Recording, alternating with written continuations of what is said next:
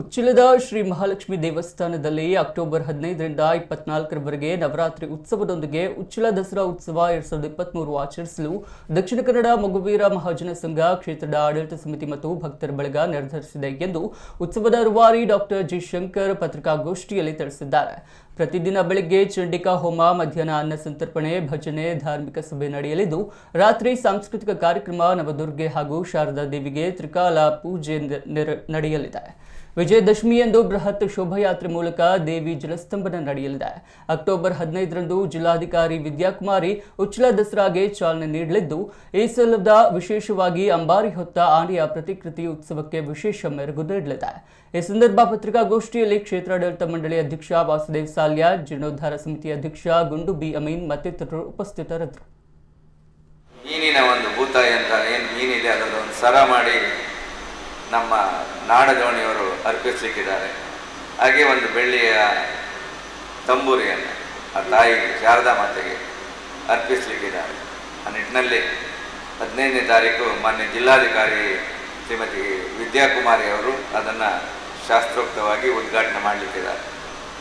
15 ಹಾಗೆ 16ರಂದು ವಿಶೇಷ ಕಾರ್ಯಕ್ರಮ ಇದೆ. ದಿನಾಲು ಮಧ್ಯಾಹ್ನ ಅನ್ನ ಸಂತರ್ಪಣೆ, ಪೂಜೆ, ಚಂಡಿಕಾ ಹೋಮ ಎಲ್ಲ ರೀತಿಯಲ್ಲಿ ಪ್ರತಿದಿನ ಒಂದು ಚಂಡಿಕಾ ಹೋಮ ಒಂದು ನಡೀತದೆ. ಸಾಮೂಹಿಕವಾಗಿ ಕೂಡ ಎಲ್ಲ ಭಕ್ತರಿಗೂ ಎಲ್ಲ ವರ್ಗದವರಿಗೂ ಅನುಕೂಲ ಆಗುವ ರೀತಿಯಲ್ಲಿ ಚಂಡಿಕಾ ಹೋಮವನ್ನು ಹೊರಗೆ ಕೂಡ ಒಂದು ದೇವಸ್ಥಾನದ ಪ್ರಾಂಗಣದಲ್ಲಿ ಕೂಡ ಮಾಡ್ತಾಯಿದ್ದೀವಿ. ಡೈಲಿ ಒಂದು ಸಭಾ ಕಾರ್ಯಕ್ರಮ ಇರ್ತದೆ, ಒಂದು ಅರ್ಧ ಗಂಟೆ.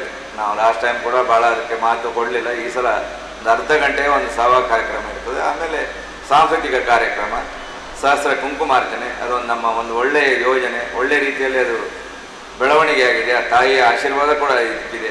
ಲಕ್ಷ ಜನಸಂಖ್ಯೆಯಲ್ಲಿ ಬಂದು ಸಹಸ್ರ ಕುಂಕುಮಾರ್ಚನೆಯನ್ನು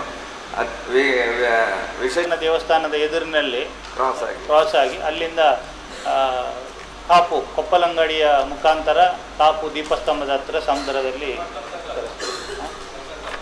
ಸಂಕಲ್ಲ ಜನಾರ್ದನ ದೇವಸ್ಥಾನದ ಈ ಸಲ ಒಂದು 11 ಗಂಟೆ ಹೊಗೆ ವಿಸರ್ಜನೆ ಮಾಡುವಂಥ ಒಂದು ಯೋಜನೆ ಇದೆ. ಈ ಸಲ ಮೆರವಣಿಗೆ 10 ಕಿಲೋಮೀಟರ್ ಮಾತ್ರ. ಹೋದ ಸಲ ಹೆಜಮಾಡಿ ತನಕ ಹೋಗಿದ್ದೀವಿ ನಾವು. ಈ ಸಲ ಇಲ್ಲೇ 24 ಕಿಲೋಮೀಟರ್. ಲಾಸ್ಟ್ ಟೈಮ್ ಸ್ವಲ್ಪ ಹೊಸದಲ್ವಾ, ಸ್ವಲ್ಪ ಗೊಂದಲ ಇತ್ತು.